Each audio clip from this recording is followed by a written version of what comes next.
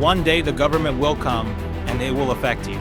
So you have to understand that building relationships with people in government is the key.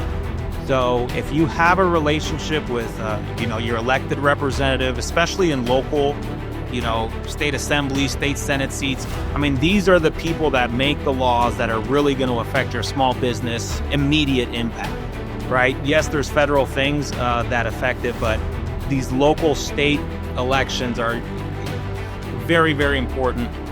So just building a relationship with those type of people. So once I saw what they were trying to do, we were shut down. They cut off our access for about a year and a half.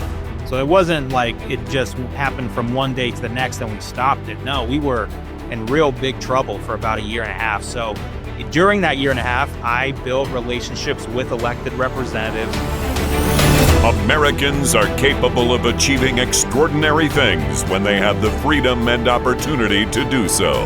This is American Potential. Welcome to the American Potential Podcast. I'm your host, David Fromm. Entrepreneurs are some of the most impressive people around. They see a problem that most of us just complain about, and instead of whining or ignoring it, they come up with a solution. Take the DMV, for example. Let's be honest, when you find out it's time to renew your tags, register your car, or deal with anything DMV related, how does that make you feel? For most of us, it's one of those errands we put off, as long as we can. The long lines, the confusing paperwork, part of your day's gone. It's just not fun. But what if someone took the hassle completely off your hands? Well, today's guest figured out, just how to do that, at least if you live in Las Vegas. He already had a business doing emissions testing, which is required yearly in Nevada, and thought, let's combine these two services. So, of course, offering the service didn't come without its own roadblocks. He ran into some challenges, and we are going to talk to him about that today. I want to welcome Rafael Arroyo to the podcast to share his story with you all. Thanks, Rafael. Welcome. Thank you, Dave. Thank you for having me. Yeah, well, thanks for being with us. And, before we get talking about your business, I wanted to, my understanding is you came here from Puerto Rico when you were 6. So how did your parents pick Las Vegas, and what was it like to grow up there? Well, it was, obviously a lot of people that don't live here have this, like, the Strip is the only thing that exists here in Las Vegas, but it's not the case. It's very, suburbia, Western suburbia. It was what it was. And we actually, my mom and dad wanted to go to San Diego, and that was in the early 90s, but it was just too expensive. That was just the bottom, even then. Right. It was just too expensive. So they said, well, I had an uncle that was out in San Diego. They were trying to get there, but it was too expensive. So I said, well, Las Vegas is pretty close. It's a 4 or 5 hour drive. And, it seems like it's a little bit more affordable. And that's how we ended up here. Nice. Well, and I imagine, it's really boomed in the time you've been there. Yeah. Oh, yeah. It's 10x'd in population easily. I think when I got here it was like 180,000 people or something. We're up over 2.5 million now. So it's definitely boomed big time. Well, good place to start a business then. Maybe tell me a little bit of your story. So my understanding is that you started working for someone else who did emissions testing. How'd you find that job? And then, what did it lead to? It was, I was working retail and I was doing pretty well, sales, things like that when I was young. And I had a friend whose father owned some emissions testing stations, and he was like, who's looking for some help. And my friend told me about it. He's like, hey, the job's, it's easy. It pays well. You just got to get this license. And I was like, all right, I'll do it. And so I did that, and it was great. It was a great job for me as a young person. It allowed me to do a lot of self development. I read a lot of books. I watched a lot of documentaries, things like that. Because you have a lot of extra time on your hands. You just kind of wait for the people to come. And so I was able to use that time to learn a lot. And eventually I just said, this is not that difficult. I think I could do this myself. And every day I would drive by to go to work, and there was a business that said, DMV registration services. And so I kept driving by that place, and I was like, people do emissions testing for registration purposes. Like that's the whole reason you do it. Right. So why doesn't anybody do both things at the same time? And that's what I did. I saved my money and, found a spot and bought a machine and started. So a lot of places around the country don't require emissions testing. I happen to, unfortunately, live in the Chicago area where we absolutely do, and it is a giant pain in the neck. So what's the rule there, or the law there in? Yeah, so Nevada? here in Las Vegas, in Nevada, there's only two counties that require emissions testing. So, Clark County here in Las Vegas is one of them, and then there's one in Washoe County up north in Reno area. But here it's actually really necessary. There's no rain, barely, right? We're in the middle of the desert. And so what happens is the emissions, they kind of pool up in the valley, and you can really see the smog kind of pool up. And it's actually a surprising thing, because of the emissions program here in Las Vegas, the air quality is actually better today than it was in the 70s. Because so that's how dirty people. cars were back then. Yeah. So you decided to open your own business. What was that like when it started? Like, what was the startup and, the hump you had to get over? Save some capital, and then you start learning how to, I was 23, and I learned how complex government is. I mean, you got to get, the Secretary of State business license, then you got to get the jurisdictional business license, and then you have to get the occupational business license from the DMV. Like, there were so many different things and hurdles to jump through, Department of Taxation, like all these different things.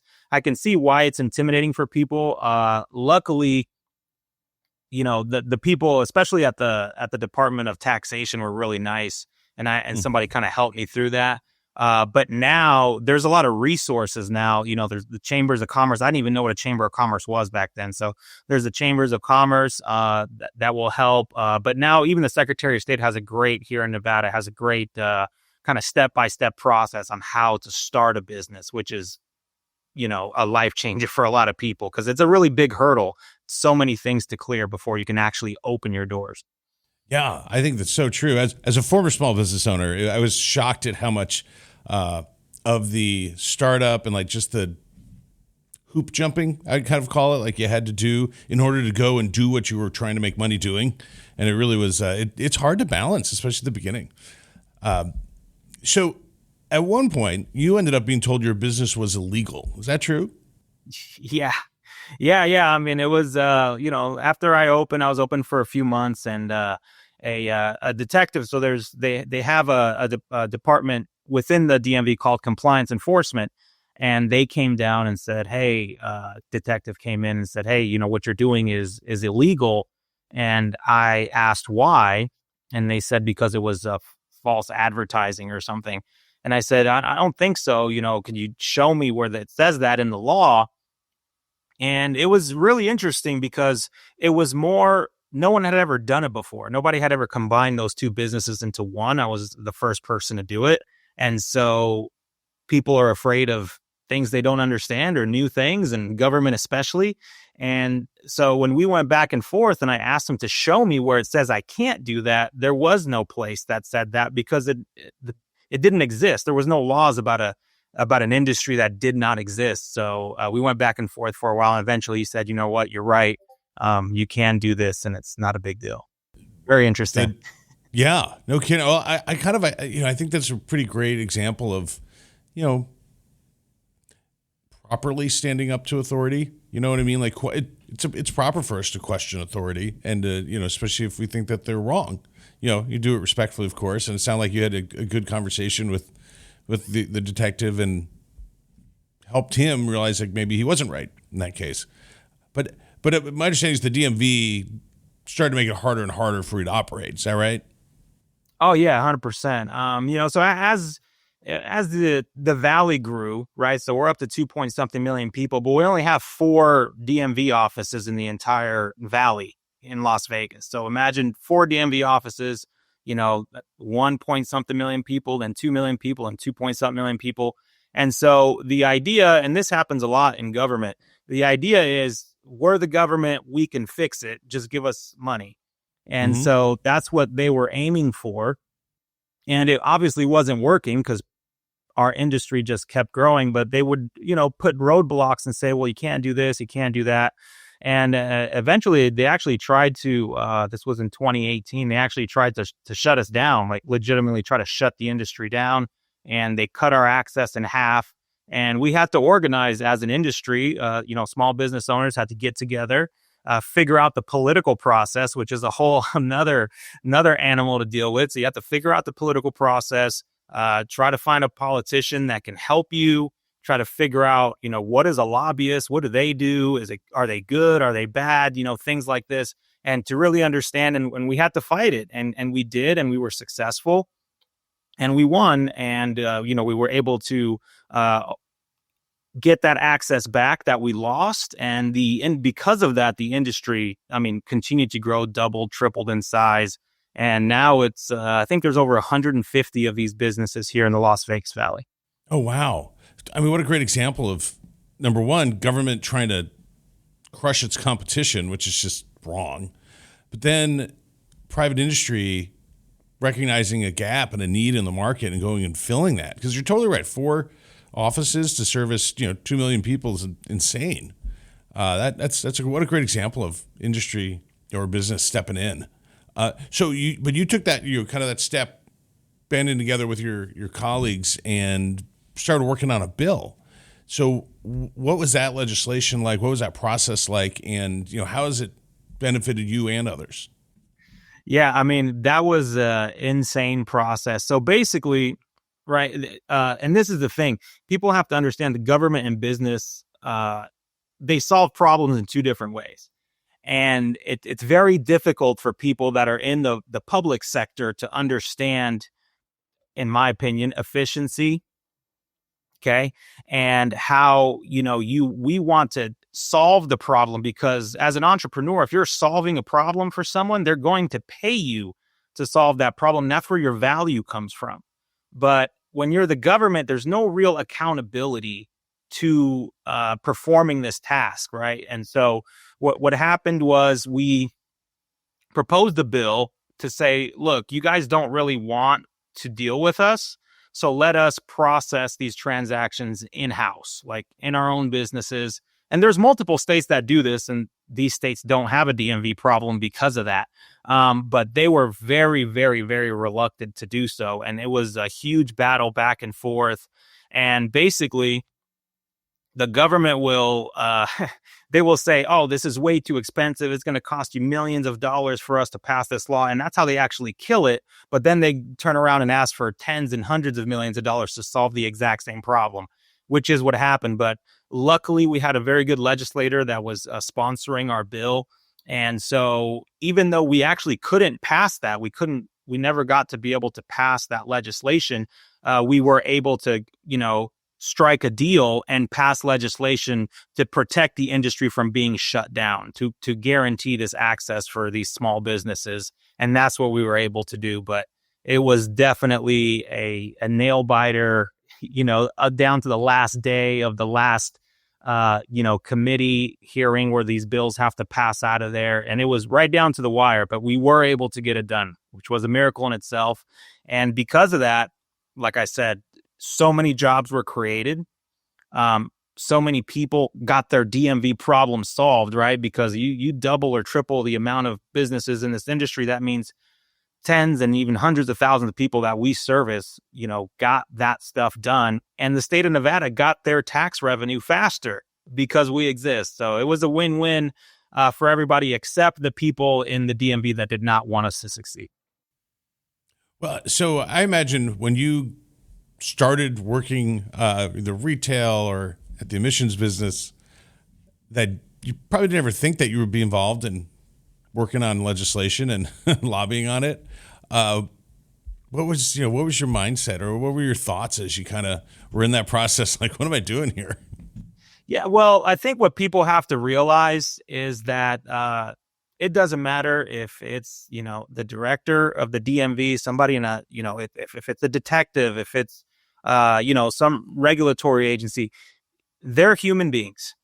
All right. They're human beings. They're people just like us. They have rules that they have to follow, and there's a process. And you don't have to just appeal to authority every time they tell you to do something. And I've never been that person, right? I started my own business because I'm not a follower, and I wasn't just going to lay down. There was a lot of people that laid down. They just said, well, I mean, this is what it is. We'll just adjust. And that's not what you do. You have to push back. And you'll be surprised how much you can get accomplished just by pushing back, especially when you're right. There was no real reason for them. We had all of the statistics were in our favor. We increase efficiency at the DMV. We process transactions so much faster for them.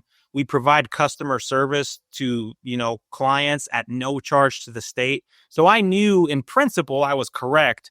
And I wasn't just going to let that happen. And everything that I built, I wasn't just going to let some person, because they woke up and said, we don't want you here, to shut an industry down. And I also felt the pressure of others who maybe didn't understand government or weren't willing to do the research because they were intimidated by the whole process. So, I saw that and I said, well, I'm not going to let these guys get shut down either. And so we stood up and we fought and we got it done. But it was never in my plans. I never dreamed that's what I would be doing, but that's what you got to do. You have to fight when you think something is wrong. Yeah. We're, as an organization, we've been talking about a campaign that we've launched called the One Small Step campaign. And the essence of it is that people, like everyday people throughout our history, going back to the founding fathers, kind of took one action or one small step to try to, increase, to make their communities better, or to, increase freedom and liberty or opportunity for people. And, in your case, it's like, hey, I see a threat to our business here. We're providing a great service that makes government work better and certainly helps the people more and helps small business owners. And you took, you had the courage to kind of go out there and try to battle and, take your step to preserve your business and make it a better, just make the situation better. So I give a lot of credit for that. Any advice for someone who finds himself in a similar situation? Yeah, I mean, you have to understand the process, right? That's the hardest thing, is understand the process. The next thing is, it doesn't matter what type of business you're in, the government will affect you at, one way or another. One day the government will come and they will affect you. So you have to understand that building relationships with people in government is the key. So if you have a relationship with, your elected representative, especially in local, state assembly, state senate seats, I mean, these are the people that make the laws that are really going to affect your small business immediate impact, right? Yes, there's federal things that affect it, but these local state elections are very, very important. So just building a relationship with those type of people. So once I saw what they were trying to do, we were shut down. They cut off our access for about a year and a half. So It wasn't like it just happened from one day to the next and we stopped it. No, we were in real big trouble for about a year and a half. So during that year and a half, I built relationships with elected representatives, kept explaining the story, started learning the process. And that is what was able to get the foot in the door to have our issue represented, up there in the legislature. And that's what happened. So I would advise people, you need to get involved with just building the relationships with your local representatives, because those are the people that are going to go to bat for you when the time comes. If you never talk to them and you never say anything, and then when the problem arises, that's when you start, it's a lot more difficult. I'm not saying it can't be done, but it's a lot more difficult than if you say, hey, I have this problem, and then you work on it for a year, and then legislative session comes or whenever, depending on your state, then you can start working the problem politically. That's great advice. I mean, my background is in politics and government, so it's kind of second nature to me to be like, well, we build relationships with elected officials, but I know most people don't. And I think people overestimate the hurdle of getting to know your elected representatives. I mean, certainly a assembly member or a state senator, a lot of them want to know business owners. They want to know folks who are creating jobs and employing people in their district, or they just want to know their constituents. So, not everybody has an open door, but most should and most do, and they're interested in hearing your story and being helpful. Some have different motivations, but for the most part, it isn't that high of a hurdle to try to get to know them. It just takes the effort and the intentionality. And I think you're so right. When you need those relationships, when a situation arises that you need those relationships, they're very valuable, and they should be your advocate. So, Rafael, what's the future for your business? And like from a legislative standpoint, I mean, do you see more regulation or any threats in the future? And that's the other thing. The fight never stopped. It's continued. So we're in 2025. It's been 7 years, and it's constant threats back and forth. And this happens when you get people in government and they turn it from let's help our constituents, the people in the state of Nevada that need DMV work done. They turn it from that into a personal vendetta, and that's really kind of what it's become. And it's unfortunate. And we just tried again this year to try to get legislation passed, and it was kind of the same process. And so it's a battle. It doesn't stop sometimes. Sometimes you win a battle, but the war continues, and that's kind of what it is. And so we continue to fight. We were unsuccessful in this legislative session. We were able to kind of push back their plans another 2 years. There'll be another legislative session, and you got to continue, because what happens is people in these big government agencies, they want to be the ones to solve the problem, which is fine. I support solving problems. The issue is I don't support solving problems when it costs a taxpayer $400 million. And that's what's happening here, specifically in Nevada, is they're just shoveling money to the DMV to try to upgrade their computer system and make everything automated. And it would just be 10x cheaper to just allow us and license us to process these transactions in-house. But when you have people that, are really fighting against that, then it's difficult. And that's what it is. So the future is the battle continues. Well, keep up the good fight. I mean, unfortunately, we see this at the federal level all the time, too, that sometimes government's goal becomes preserving and growing government, kind of protecting what's theirs. And but, if private business can do a better job, or even as good a job, offering a service, we should totally want that. That makes us such a better and healthier country. But not everybody sees it that way, and unfortunately, you're running up against entrenched interests. They're trying to keep their share of the pie and probably grow it. So good luck to you, and keep up the fight. I really appreciate you coming on and sharing your story with us. Oh, thank you, Dave. Thank you for the opportunity. And it was great. And I hope this inspires people to understand that you can fight back. I think that One Small Step campaign is a great way to try to convey to people. All it takes is one small step, one person stepping up and saying, no, that's what I did. And I was able through that to inspire some people to join. And that way we were able to fight as a collective group and get some victories. And I'm still in business, so still winning. That's great. I hope it keeps growing. So we need more Rafaels around the country, and we'll have a better country for it. So thanks again. Thank you, Dave. Appreciate that. Folks, if you like this episode and would like to stay connected with the podcast, be sure to like and subscribe to our channel, as well as following us on Facebook, Instagram, and YouTube. And always remember, liberty and freedom are easily taken for granted. Don't take it for granted. Go out there and defend freedom and liberty. Thanks for joining us, and we'll see you on the next episode. Thank you for listening to American Potential. You may listen to more stories from Americans working every day to expand freedom and opportunity in their communities by visiting AmericanPotential.com.